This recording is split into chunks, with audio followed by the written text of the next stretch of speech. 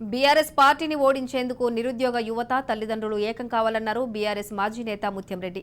TSPSC chairman Janardhan Reddy వైఫల్యం కారణంగానే collector కావాల్సిన తన కూతురు డిప్రెషన్లోకి వెళ్లిందని ఆవేదన వ్యక్తం చేశాడు. గ్రూప్ 1 రాయాల్సిన తన కూతురు గ్రూప్ 4 రాసిందని, కలెక్టర్ కావాల్సిన అమ్మాయి క్లర్క్ అయ్యే దుస్థితి వచ్చిందని అన్నారు. కేసీఆర్ ప్రభుత్వం దళితులకు 3 ఎకరాలు ఇస్తామని హామీ ఇచ్చి మోసం చేసిందని అన్నారు. దళిత బంధుపై, డబుల్ బెడ్రూమ్ ఇళ్లపై, కాళేశ్వరం ప్రాజెక్టుపై కడియం శ్రీహరి చర్చకు సిద్ధమా అంటూ సవాల్ విసిరారు. కడియం శ్రీహరి దళిత ద్రోహి అన్నారు. కాళేశ్వరం ప్రాజెక్టు ఫెయిల్యూర్ ప్రాజెక్ట్ అని, కమిషన్ల కోసమే కాళేశ్వరం కట్టారని అన్నారు. ఎన్నికల్లో కాంగ్రెస్ ను గెలిపించాలని విజ్ఞప్తి చేశారు.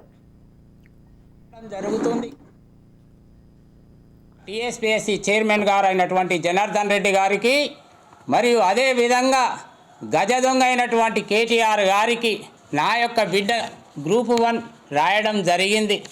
ఫస్ట్ టైం 16/10/2022లో రాయడం జరిగింది. చైర్మన్ గారు మీ దగ్గరనే కీ పేపర్ నది, దానికి నా బిడ్డకు ఎన్ని మార్కులు వస్తాయో చూసి నా బిడ్డ జీవితం ఎంత ఆగం చేసినవో బిడ్డ జనార్దన్ రెడ్డి, అదే విధంగా మొదటిసారి గజ దొంగ పేపర్లు అమ్ముకుంటే రెండోసారి నీ తప్పిదం వల్ల హాల్ టికెట్స్ కూడా చెప్పడం జరుగుతుంది. కమిషనర్ వేయాలన్నా లేకపోతే క్లర్క్ పోస్ట్ వేయాలన్నా 3 రిజల్ట్లు నీ దగ్గరనే ఉన్నాయి బిడ్డ. మేమందరం ఏకమైనం. జనార్దన్ రెడ్డి, కేటీఆర్, హరీష్ రావు, గుర్తు పెట్టుకోండి కేసీఆర్. ఈ రిజల్ట్ చూసి మీరు ఎంబడే ఈ తెలంగాణ ద్రోవులు మీరు ఎంత అనేది నిరూపించడానికి